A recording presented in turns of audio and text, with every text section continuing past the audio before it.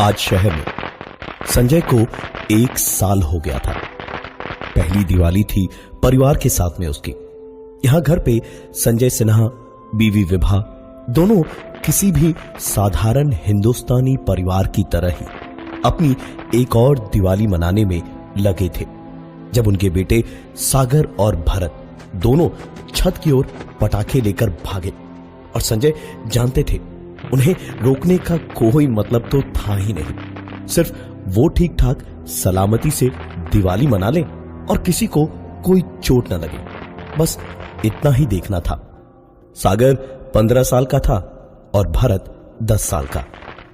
दोनों ने छत पर जाकर एक के बाद एक पटाखे दागने शुरू कर दिए और संजय और विभा दूर खड़े मुस्कुराते रहे। और ऐसे ही अचानक जब सागर हाथों से छोटे छोटे पटाखे जलाकर फेंकता जा रहा था, तो उसके एक तरफ मुड़कर एक पटाखा फेंकते ही संजय ने चिल्ला के उसे रोका और कहा, सागर, अगर दिवाली के दिन मार नहीं खानी है तो उस तरफ दोबारा कोई पटाखा या कुछ भी मत फेंकना, समझे?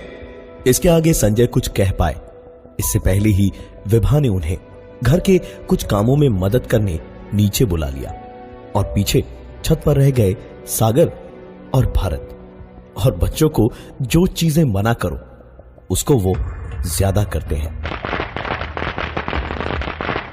अब दोनों ने मिलकर सारे पटाखे उधर ही फेंकना शुरू कर दिया जिधर संजय ने उन्हें मना किया था।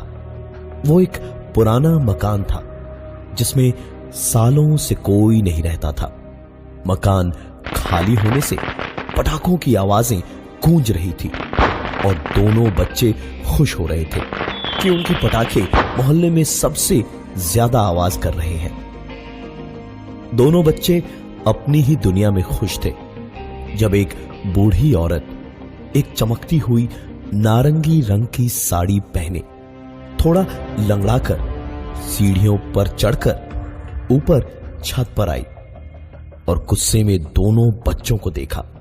दोनों ने पटाखे अपने हाथ में ही लिए हुए थे कि वो औरत वहां से हटे तो वो दोबारा उन्हें फोड़ना शुरू करे, लेकिन ऐसा हुआ नहीं क्योंकि उस औरत के गुस्से से भरे चेहरे पर अचानक एक मुस्कुराहट आई और वो करीब 30 फीट दूर अपनी छत पर खड़े होकर कुछ बोली जो इन दोनों को यहां अपनी छत पर ऐसे सुनाई दिया जैसे उनके कानों में उसने धीमे से कहा हो, पटाखे यहां फोड़ने से मना किया है ना तुम्हें?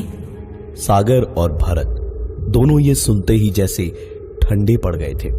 दोनों तेजी से नीचे भागे और सीधे संजय के पास पहुंच के उन्हें पूरी बात बताई।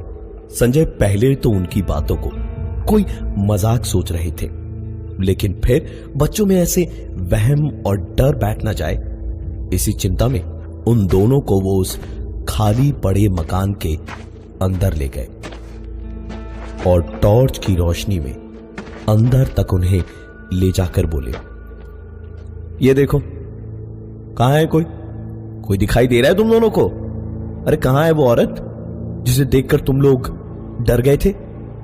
एक आवाज ने संजय के इस सवाल का जवाब उसके कानों में हल्के से दिया, मैं यहां हूं संजय। संजय पीछे पलटे तो उन्हें अंधेरे में हल्की सी बाहर से आती रोशनी में बस एक हाथ उनके चेहरे के पास से निकलता हुआ दिखाई दिया और बड़ी तेज गर्दन में दर्द और जलन होने लगी। संजय वहां से भरत का हाथ पकड़े सागर को आवाजें देते हुए बाहर भागा और बाहर निकल के अपने गेट पे पहुंचे तो उनकी सांस से कहीं ज्यादा डर से आंखें फटी की फटी रह गई क्योंकि सागर उनके आसपास कहीं नहीं था। इसका मतलब कि वो वहीं रह गया, बाहर भाग ही नहीं पाया। संजय ने भारत को अंदर भेजा और सागर को ढूंढने वापस उस घर के अंदर पहुंचा। एक हाथ में टॉर्च, एक हाथ में लाठी और उस खाली खंडहर में गूंजती उनकी आवाज में सागर, सागर, सागर, बेटे सागर का नाम। लेकिन कोई फायदा नहीं हुआ। पलट के सागर की कोई आवाज ही नहीं आ रही थी। संजय को सागर को पुकारने के बदले में एक आवाज और सुनाई दी।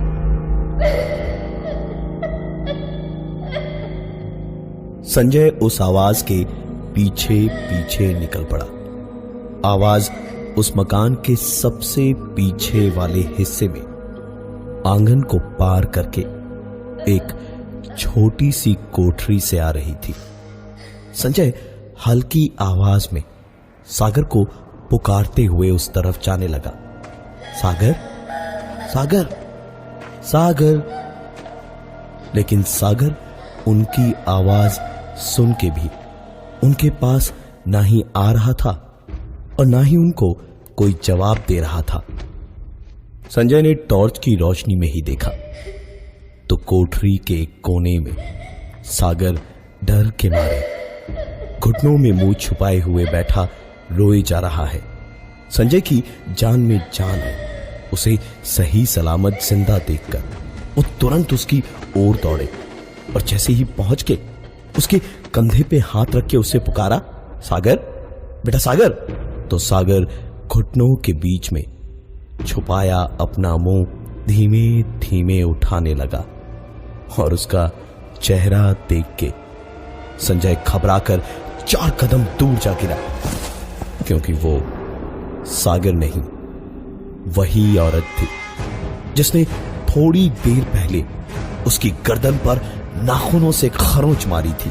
उस बूढ़ी औरत ने संजय की आंखों में आंखें डालकर देखते हुए ही अपना बड़ा सा मुंह खोला और एक भयानक चीख मारी।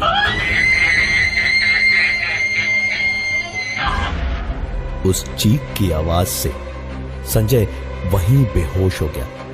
लेकिन बेहोशी में भी उसे समझ आ रहा था कि वो वहां ज्यादा देर पड़े नहीं रहा।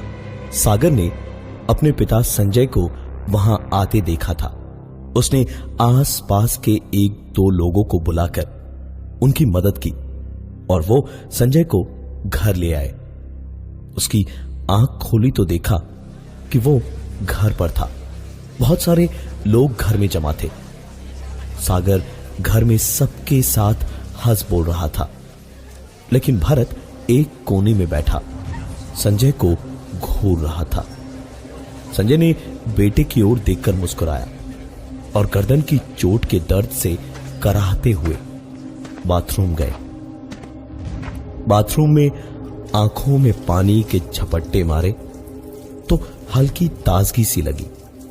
शीशे में गर्दन की चोट देखी तो शुक्र मनाया कि चलो जान तो बची। जख्म को धोने के लिए एंटीसेप्टिक लगाने को पानी हाथ में लेकर जख्म पे हाथ फिराया तो संजय एक बार फिर चौंक गया। जख्म शीशे में तो दिख रहा था, लेकिन गर्दन को छूने पर न कहीं कटा छिला था और न ही कहीं खून था। संजय ने नल को बंद किया और दोबारा शीशे को देखा तो शीशे में वही उसी घर वाली औरत उसे अपने पीछे खड़ी मुस्कुराती हुई दिखाई दी।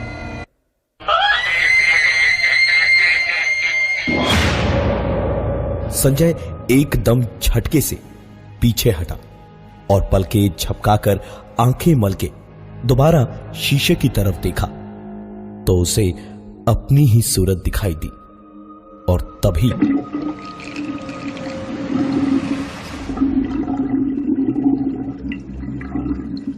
बेसन में से पानी एक झटके में गरगराता हुआ पाइप से बह गया। लेकिन अब पाइप से एक अलग ही आवाज आ रही थी।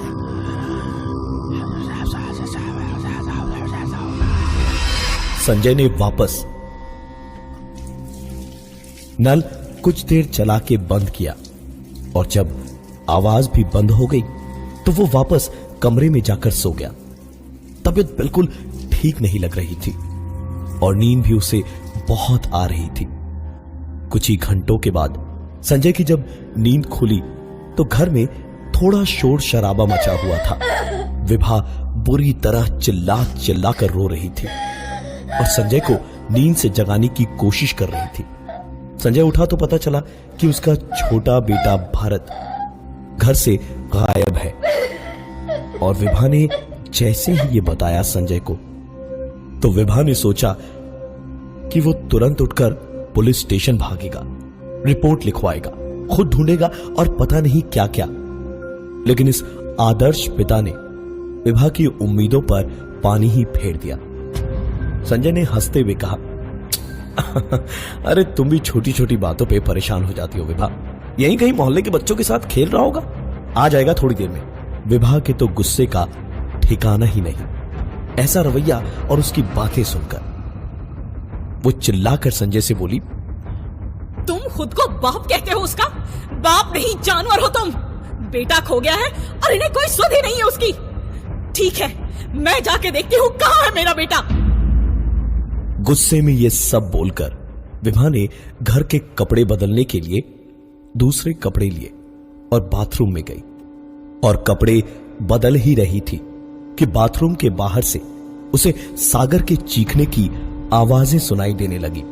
सागर पहले तो चिल्ला रहा था कि उसे नहीं जाना नहीं जाना, लेकिन फिर विभा को समझ में आया कि सागर किसी और से नहीं बल्कि संजय से कह रहा था कि उसे उसके साथ कहीं नहीं जाना।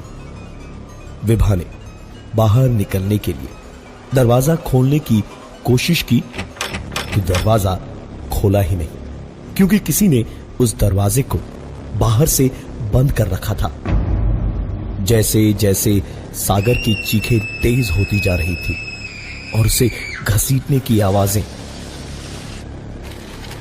बाथरूम के अंदर तक आ रही थी, वैसे वैसे विभा के अंदर जैसे तूफान उठ रहा था। उसने वो लोहे की बाल्टी उठाई और बाथरूम के दरवाजे की कुंडी पर 2-3 बार जोर जोर से मारा और धक्के मारने से ढीला हो चुका बाथरूम का दरवाजा खुल गया। विभा भागती हुई कमरे से होती हुई बाहर निकली तो सागर की चीखें उससे दूर जाती हुई सुनाई देने लगी। उसने देखा कि संजय ने मेन दरवाजा बाहर से बंद कर दिया था और सागर को बालों से पकड़ के घसीटते हुए संजय उस पड़ोस के खाली मकान की ओर लिए जा रहा था।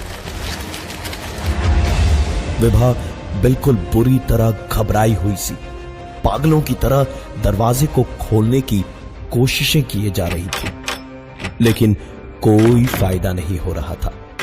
विभा मदद को चिल्लाने लगी तो पास से गुजरते हुए पड़ोस के निर्मल बाबू आए और उन्होंने दरवाजे को खोला तो उनको पूरी बात विभा ने बताई और उनसे मदद मांगी। निर्मल बाबू और विभा घर से बाहर निकले सागर और संजय को ढूंढने उसी खाली मकान की ओर। उस मकान के गेट के बाहर ही पहुंचकर देखा तो सागर की एक चप्पल पड़ी हुई थी। विभा उसे देखते ही चीख पड़ी और सबको मदद के लिए पुकारने लगी। चीख पुकार से आस पास के कुछ लोग और भी आ गए और सब मिलकर अंदर गए। अंदर जाने के बाद बिल्कुल आखिरी कमरे में सबने जो देखा उस पर किसी भी इंसान का यकीन कर पाना मुश्किल था।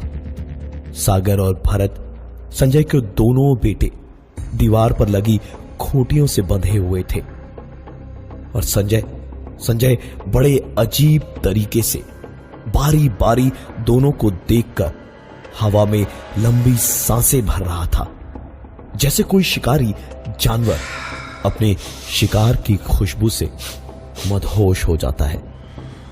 संजय के हाथों में एक फारसे जैसा कुछ था जिसे चिल्लाते हुए उसने हवा में सागर को काटने के लिए उठाया ही था तो सारे लोगों ने झपट कर उसे पकड़ लिया। बड़ी मशक्कत लग रही थी 4 आदमियों को उसे पकड़कर रोकने में। संजय भी हाथ पैर मार ही रहा था और अचानक पता नहीं कहां से उसमें इतनी ताकत आ गई कि उसने उसको पकड़े हुए 4 लोगों पर अपने हाथ पैर छोड़ दिए और आखिरकार संजय एक औरत की आवाज में बुरी तरह से चीखा और बेहोश हो गया।